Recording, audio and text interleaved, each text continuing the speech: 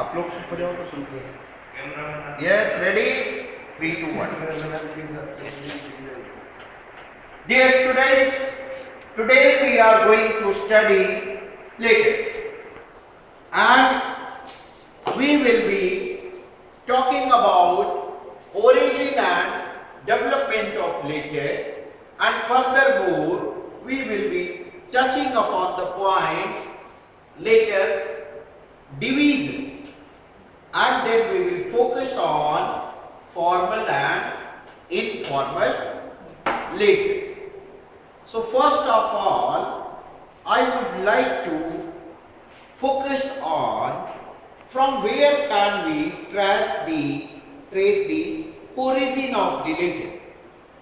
This is a very typical question.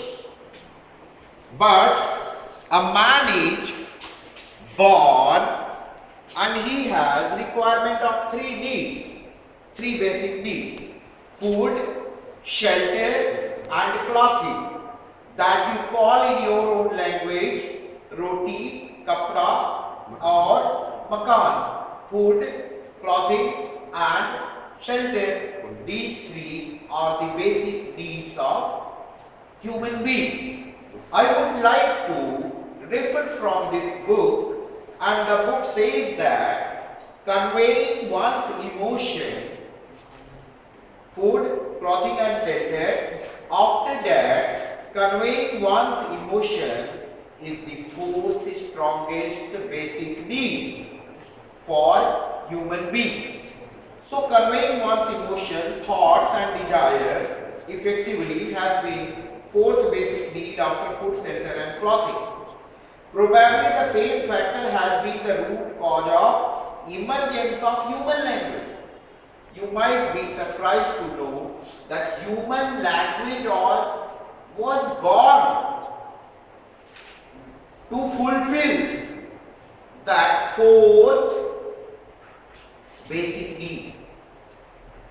And even food, shelter and clothing, for that we need language. And then for emotional fulfillment, language is required. You might have seen so many animals here and there, but if you look at them, you will find that, you will notice that they also fulfill their needs of food, shelter and clothing. So they have a very limited level of language. Their language is not up to very advanced level. And for that purpose, for intellectual fulfillment, emotional fulfillment and fulfilling the emotional needs, language is required.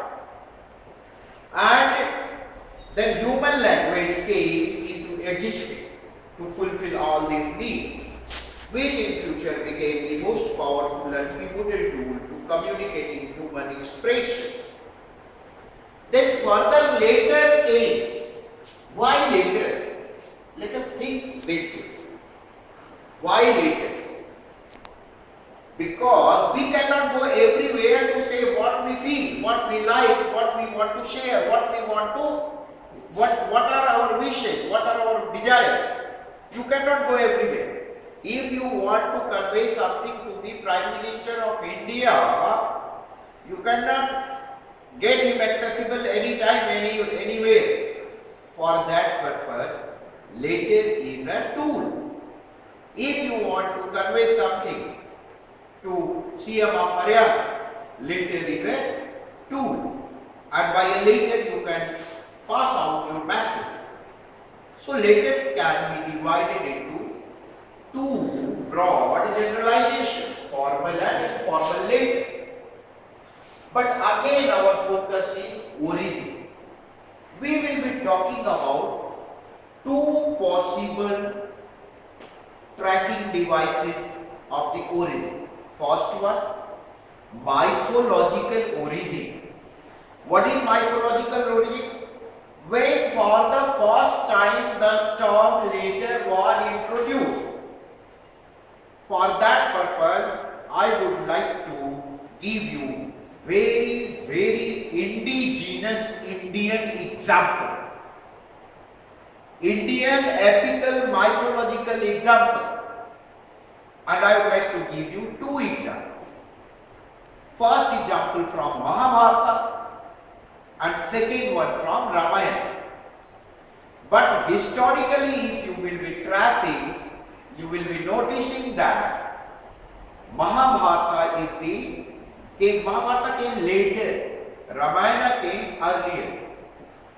And the age of Ramayana, there you find an example of letter written by the younger brother of Prabhu Sri Ram, Lord Sri Ram. Who was younger brother? Lakshmana. And Lakshmana wrote a letter to demon king Ravana at the time, threatening him. Again, your letter expresses your personality. Okay? Your letters written by you, they express your personality. And if you will notice, you find that Lakshmana was a very angry young man. So what kind of letter he is going to write? Fire enfolded in the paper. Very fiery. And that letter was a threat to demon king Ravana. And original lines I would like to recite that letter was even carried by two Rakshasa, two demons, to the demon king. And when they reached there, they said that Rama Nuj Dinhi Yah Pati. This letter is given by the younger brother of Lord Sri Ram. Rama Nuj Dinhi Yah Pati Nath Bachai Judavam Cha. Then later on, the content. What was the content of the letter? What was written inside that letter? Then you will focus and real lines came. It was a threat, and it was threat in a word. Sita Devu Milam Nata Ava Kala Tumhari. This was the content. Means return Sita immediately. Come, meet and return Sita. Otherwise, your death is destined. You are destined to meet your end. This is the one reason, one letter. Second example of letter writing that I wanted to share with you that we find during the age of Mahabharata. In Mahabharata, it was a letter by Duryodhana, written by Yudhishthira to Duryodhana, carried to them by Sri Krishna when he became peace ambassador. And what was the message? Again, I would like to say it in English and Hindi both. What was the message of the letter, content of the letter, written by Yudhishthira to Duryodhana? King Yudhishthira to Prince Duryodhana. Why? What was the content of that letter? That we don't want to fight with our family members. You do only one thing. You give us 5 villages. For if you want to do justice, give us half of the kingdom. If you want to do justice, give us half of the kingdom.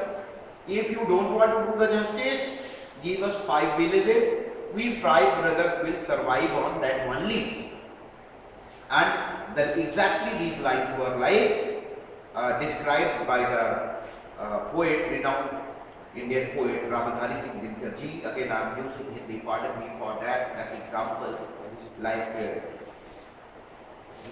दो न्याय अगर तो आधा दो, दो न्याय अगर तो आधा दो, इसमें भी यदि बाधा हो तो दे दो केवल 5 ग्राम 5 villages, रखो अपनी धरती तमाम.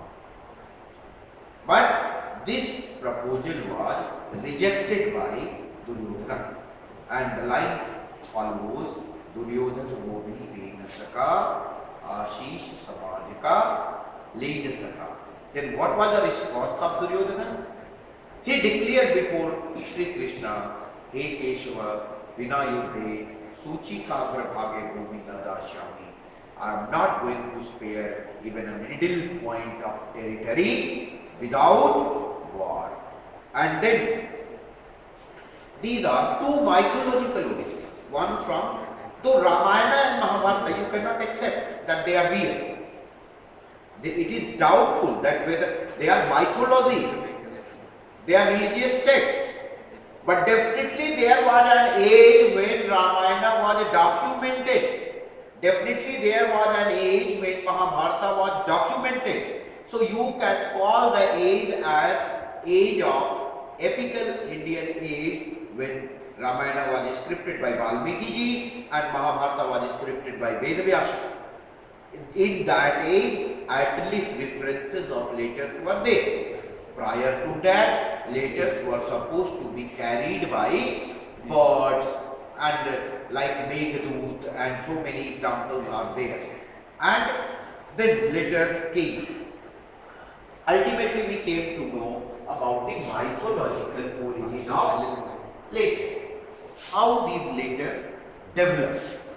Letters developed from, you can say, it is a direct correspondence from human soul, human heart, sharing your opinion, your desires to the others, and you want to convey the way you want to convey. So here I would like to explain one paragraph from the book Formal Letters, and that letters, the closest genre to human heart, have universal significance as they are the best carriers holding in its breast the essence of the sweetest human thoughts, comprising the yearnings of love, longings, aspirations, determination, dreams, spreading within its fold. So let us carry love, wish, hatred, anger, everything, every emotion within its fold. And then that is why sometimes they are folding the thread also. They got gradually, by the power of the time, letters became very powerful. And what power they acquired? What type of power do they acquire? They got the power to dethrone. Listen these words: dethrone, enthrone, or re-establish empires beyond the seven seas.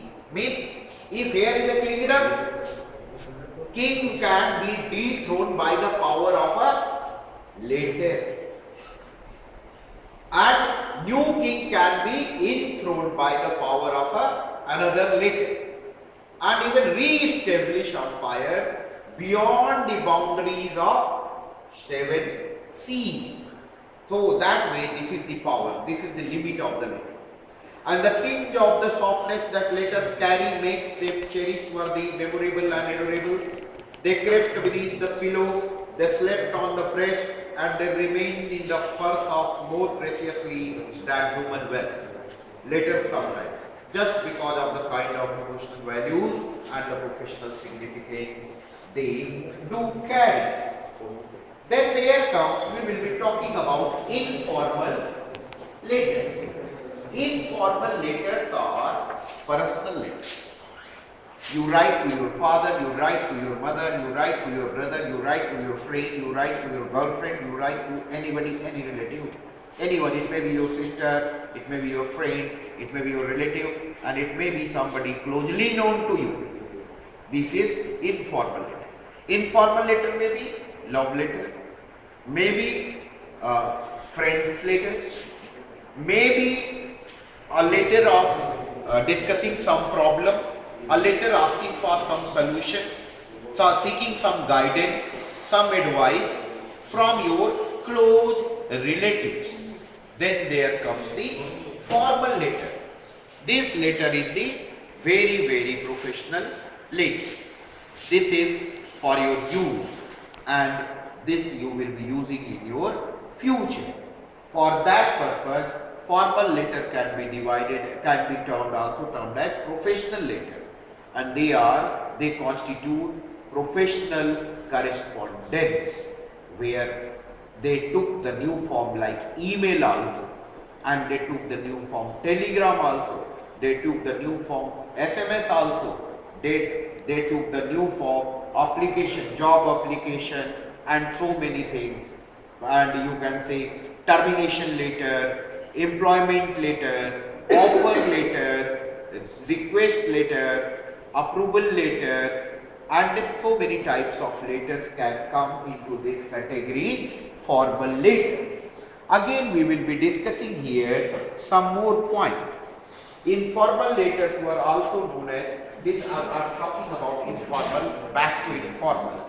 Informal letters were known as personal letters carrying all the subjectivity. For informal letter, quality is subjectivity.